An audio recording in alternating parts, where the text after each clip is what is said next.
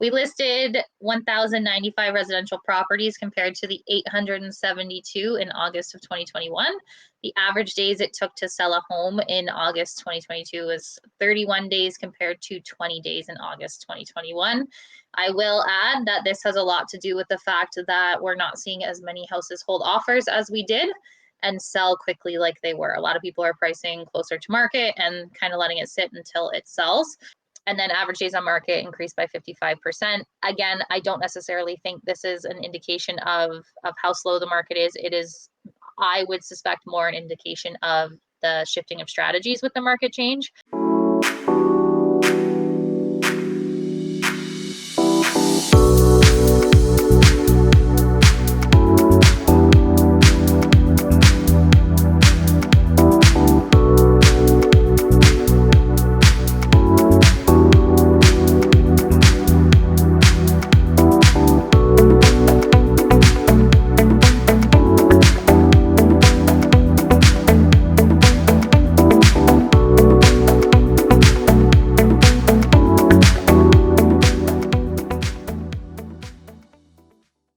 All right, everybody. Welcome back to the Canadian Real Estate Channel. I'm Adam JD Martin, and today we've got Agent Kayla here to inform us about the Niagara Falls region. So what's going on in that Niagara region? What's the market update here? I mean, rate hikes. So, I mean, I think same sentiment across the board. I'm actually seeing a bit of an uptick, but I think that's just like seasonality. People are slowly coming back from their summer vacays, us included. But yeah, I'm actually weirdly enough seeing a lot of sellers enter, which seems interesting given the opportunity obviously that was, but I think that they're seeing the news and all that good stuff that's saying it's going to continue to go. Rate hikes will go up, prices will continue to go down as per the news. So yeah, here, let's jump into that. I always do this. It's just a little snippet from the Niagara Association of Realtors. So we listed 1,095 residential properties compared to the 872 in August of 2021. The average days it took to sell a home in August 2022 was 31 days compared to 20 days in August 2021. I will add that this has a lot to do with the fact that we're not seeing as many houses hold offers as we did and sell quickly like they were. A lot of people are pricing closer to market and kind of letting it sit until it sells. And from President Jim Brown, the market is continuing to shift while buyers are in better positions to purchase their homes. The financial information available suggests residential prices will drop in the near future as well. Now is the time to reach out to a local Niagara realtor to discuss your buying and selling options. So I thought this was interesting for a few different reasons. One, the sentiment that buyers are in better positions to purchase their homes. I would say yes and no. Obviously, affordability has gone down for a lot of people. But on the flip side, we are seeing opportunities to negotiate. We're seeing home inspections come back. We're seeing financing come back. Seen a bunch of sale of property conditions lately. So I would say yes and no on that front. Yeah, awesome. I mean, we've been getting updates from all down the 401 really, and a lot of it is sounding the same, right? Bit of seasonality, bit of issues with days on market and supply. So, yeah, I mean, this sounds to be like more of the same. Yeah, I think that'll kind of be throughout the presentation in terms of numbers, but year over year, again, no surprise here. The only thing I would say that is maybe a little shocking to people is the number of new listings has gone up. We're at 1095 from 872, but the number of sales has gone down substantially. So it's not only, it's not only an interest rate thing that's causing these prices to go down, it's also an inventory situation. We have a ton of it. But year over year, we're up 4.4% in price. So it's not all doom and gloom. And I don't think that there was a single area in Niagara that didn't increase over time. So there is that. And obviously some of these markets are pretty niche, so the numbers are a little bit different, but and then month over month. So We're actually down new listings from July to August, nothing, nothing substantial, but and up the number of sales. And I suspect that we will see the sales go up for September as well. Like I said, seasonality. Price is down a bit from 716.5 to 687.5, and the days on market stayed the same. Is this kind of what you've been seeing across the board, Adam? Yeah, I mean, roughly that in terms of days on market. Some markets actually we're looking at almost 2 months Oh, wow. of inventory, right? Or like days on the Mhm. market. So there are certainly some markets that are getting that like kind of 30, and I've seen as high as 120 just on certain Gosh. listings. That's Yeah. obviously a pricing problem or something Yeah. to that Yeah. effect. But Absolutely. I'd be interested to see if this is a lagging measure, right? Like when we're seeing the number Hmm. of listings coming up and then less sales, if we don't actually see a bit of a slide down in price later. But yeah, I mean, this is kind of to be expected. And then I think we'll start seeing some of that fall inventory come to market as well, right? Hmm. People are back from vacation in the summers and all that, and they're preparing to sell now before, before Christmas and things like that.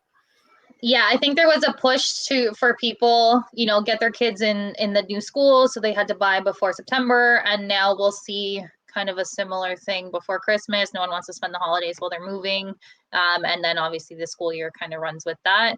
Um, Different way of looking at the numbers. I always show this just because I find that some people like to see the actual percentage change. So, number of sales from August 2021 to 22 is a downward 38.2%.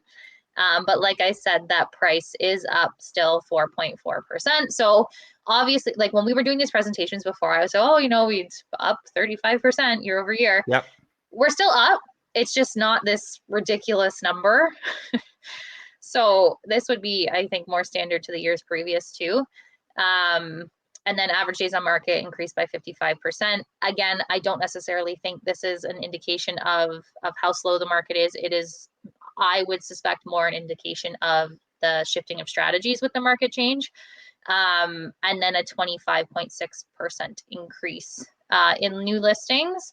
And then month over month, I think one of the more interesting things is price went down 4.05%. Again, that's not huge, and it does depend on how many houses sold, what type of houses were sold.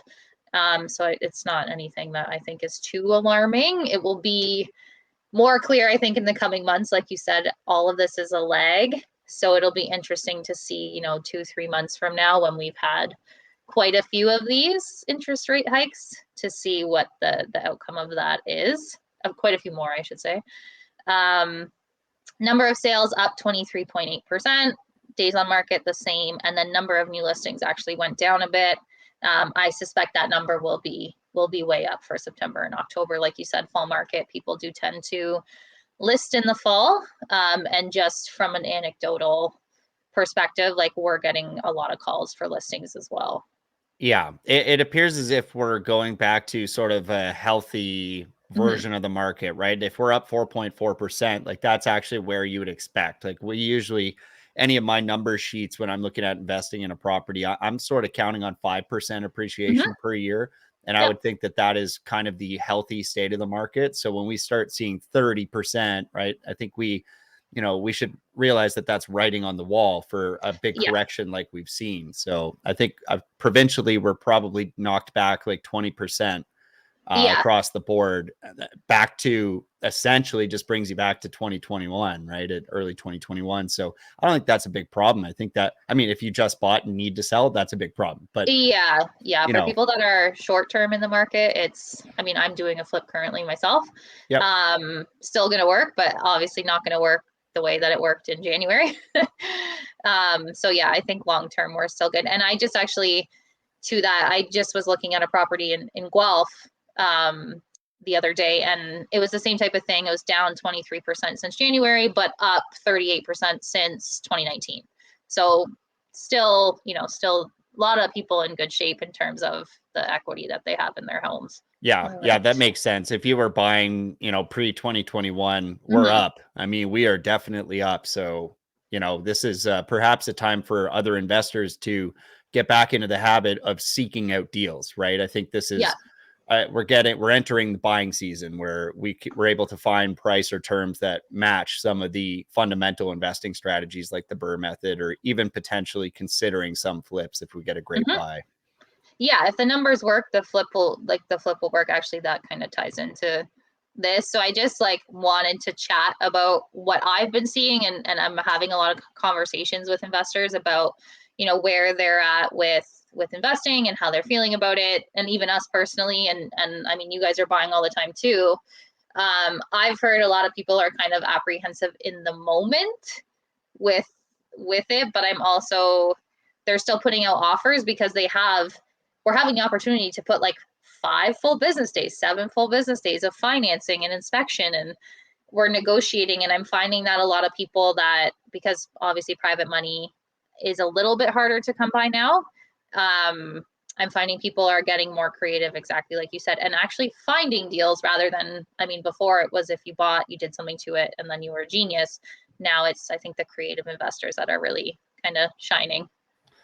Yeah, agreed. And to be honest, I never stopped putting those conditions on my offers too, right? It's always been about finding the right deal Yeah, for you. And if you can't get it at the right price or right terms, moving on, right? This is how we keep the emotions out of the deal. So, at this point, if you're seeking deals and looking to put conditions on it, that's totally appropriate. It's yeah, good to ask for these things if you need them. yeah. I always say to like the investors I work with, you don't need this house. It's not your home. It's not, you're not living here. So let's only do what makes sense and nothing more. Like that's, and if a home inspection is that, or a financing, or both. Even like I did a condition of sale of property for an investor not that long ago because they were selling a flip and they had to sell the flip in order to get the property that they were buying. So a lot of opportunity in terms of that. And I actually, before we hopped on this, I was looking at houses listed under 400,000. So before, it always used to be I would present a list of houses that were listed under 600,000 because there weren't many. But I just did under 400,000, and these are freehold houses in the Niagara region, and I believe that there were 65 of them. So for the people with limited Wow. budgets, like I mean, as much as your payments have gone up, your down payment will be down, and it's a very interesting time for that. And I'm seeing people with first time home buyers or first time investors with budgets of 320 who couldn't have dreamt of getting anything 6-7 months ago, who now actually have that opportunity with the financing to make them comfortable with actually making those decisions. Yeah, not to mention, it can bring a lot of those properties that previously could have been cash flow negative Yeah. back into a space where, it's possible to seek out cash flow in some premium areas that maybe there just wasn't cash flow before. So I think that's a great point we don't want to ignore either. Yeah, and even the single family space, where obviously it's not the best space in terms of cash flow, but now I'm seeing opportunities, and it's not going to be a ton, but there are opportunities to potentially cash flow on those single family homes as well. Because I mean, as house prices are doing what they're doing, and there's, I mean, a billion other issues, but rents are quite high. So there's also that opportunity. So I think that I think it's a very interesting time. I think winter is going to be very, very opportunistic for investors, in my opinion. Um, but that's just when I'm going off of my conversations with everyone. Yeah, we're going to be actively seeking deals quite aggressively this winter. Yeah, and are you finding kind of same, because I mean, you guys are looking all over, but let's use like the London, Sarnia, that whole area, same type of Yep. situation? Yep. Yeah. Yeah. Right now, supply's up, sales volume is down, and days on market is up fairly significantly. And there's sort of a growing months of inventory as well. So, with all of these things, and then taking into consideration what's about to happen in terms of rent demand, Yeah. it's a fantastic time if you have the liquidity and you can find the right deals. Mhm. We're really entering a great buying period, in my opinion. Yeah, I would tend to agree with that. I'm gonna move on to, so this is actually something we've started doing on the team for investors, and this is just an example of the email that goes out. So what we're doing now, a lot of our investors are out of city. Uh, most of them maybe GTA. So we're actually going out as a team and taking videos of different properties, different investment strategies. That's what these addresses you're seeing here.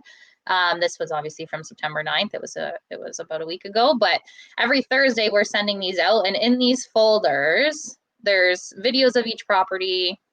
We attach the listing, so there's photos, but there's also zoning, income, expenses, depending if there's tenants, what you can do with it, what you can't do with them, how many days on market, is there a room to negotiate? So I just wanted to make everyone aware of this just as an opportunity.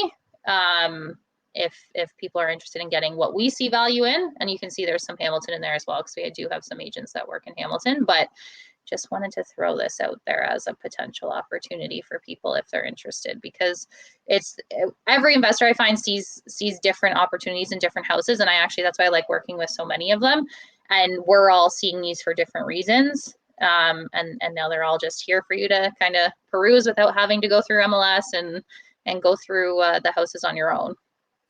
Yeah, great opportunity as well for those listings that just lack the media richness that you're looking Yes. for, right? Like a lack of photos or terrible photos, or maybe you get photos but no video, so it's hard to imagine the space. Or even if you get all those on MLS, sometimes they don't have the dimensions. And so, it's I think that's a great asset for anybody seeking property in your market. Yeah, we also we'll measure the basement, because we're still seeing a lot of people doing the conversion, and it's hard to tell in those photos when the basement is the appropriate height. There's a few little tips and tricks. Look at the doors, count how many concrete blocks there are, and we will have all of that in there for you. So there's that. And we are doing anywhere from again, multi, single family, flips, conversions, Airbnb, all of that's in there. So that is kind of what we've been working on just as a team for the Niagara investors. So yeah, anyone that's interested, you can drop your email in the comments and I will definitely put you on the list. And then I did want to point this is our listing. It is a 4-unit multi in Niagara Falls, but the reason that I wanted to bring it up is it is zoned to do Airbnb. It is fully tenanted. We have the expenses, we have the income. I can send that to whoever's interested, but I just feel like it's an interesting play because there is that Airbnb potential down the road if the tenants were to turn over. And Niagara Falls isn't big, it's close to everything. But that was just something I wanted to bring up. Do you have in your area, Adam, the zoning and stuff? I know London has kind of changed their thing, but are you guys finding that a lot of the people reaching out from the wholesale perspective are also looking for Airbnb? In terms of buyers?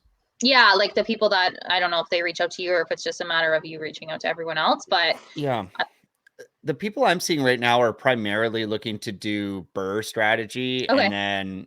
and then place longer term tenants. That's what I'm seeing more in London. But we also have a market that's much cheaper, right? It's much more Right. affordable in London, and Yeah. so it's much more simple to get great cash flow with a long term tenant. But Mm-hmm. I have certainly heard lots of grumbles, rumbles, and apprehension about longer term tenants as well from other Yeah. markets and ours, because the landlord tenant board is still considerably backed up, right? Yes, And I so, heard 9 months most recently. yeah, and my friend just got a bad verdict on essentially a get out of jail free card, Oh my where gosh. he was completely in the right, and now he's back 9 months, and likely that will include a lot of months of non-payment. So, Oh, good grief. Airbnb is still in vogue because you don't have to deal with that. Yeah, and again, obviously the risk on the Airbnb side is the city flips. It's like what Hamilton's doing right now, going through whatever to see if they can make it only owner occupied. So I do always say go to those.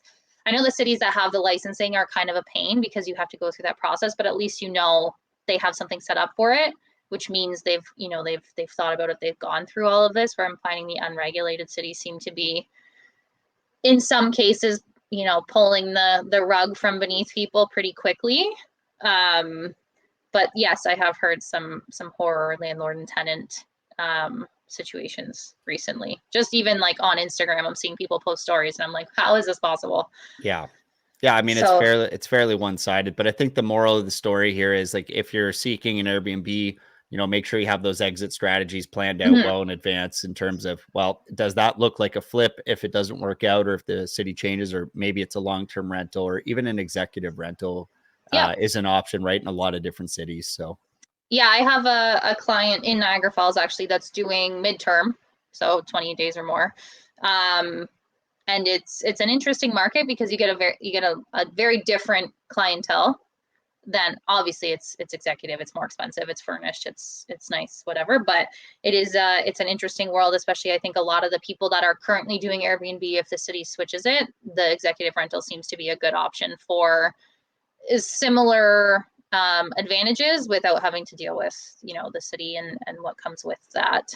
This is a very different investment play, but there is the idea that waterfront there's not much of it, and it is a long-term play, but this will be a listing that we have coming up, and it's in Niagara-on-the-Lake. As you can see, it's kind of a unique A-frame 2-story property, and then they have this beautiful ramp break wall that they've done. But I did just want to show everyone that in case there is, and again, this is also a play for people that are looking for waterfront properties for themselves, because I think that that's a desirable thing for a lot of people. And comparing it to your Oakville, Toronto waterfront, it's obviously much more affordable. It's not inexpensive, but it's more affordable.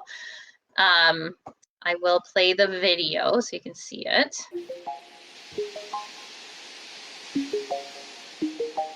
It's one of those things where I don't think I realized that the lake was that color. And then I seen the video, and I've been there obviously several times, and I was like, this is actually so nice.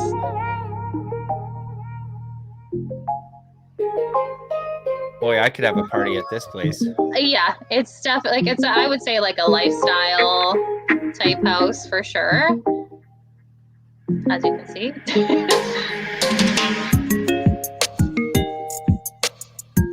little shed there. And you can actually get in the water off that ramp.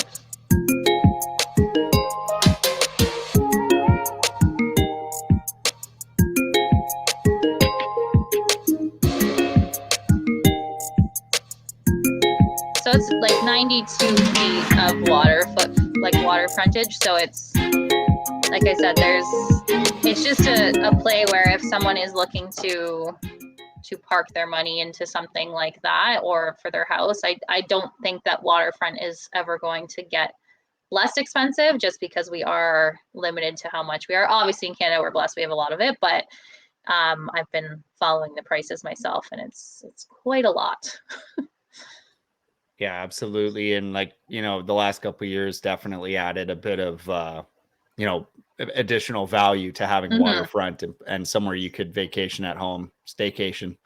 Yeah, and that's, I think, what this house really is just, you don't necessarily have to leave to get all of the different things that you get from going to a cottage or going to the beach or whatever. So I just wanted to, in case anyone's on the hunt for a waterfront property, kind of show what that was. We covered the numbers. We covered some more of the strategy and tactics here. So thanks again, Kayla, for coming on and give us the market update for today. Because I know the people watching, they're hungry to just hear, like, not only just the numbers, but what are our thoughts, right? Like, you're an expert, a local expert, and then hear from, just us as the host to just say, like, hey, what are our thoughts? What are we doing in some of these other markets? And maybe that will help them along in their journey. So guys, if you haven't already subscribed to the channel, subscribe right now and get notifications going as well, so that you can stay up to date, because we're doing this every month, right? We're going to come here and make sure that you guys stay updated. What are other investors thinking?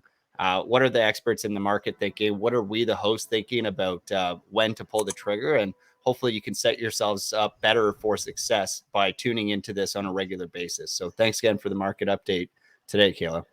Thanks so much, Adam. I think September will be interesting. Yeah, absolutely. Have a good day.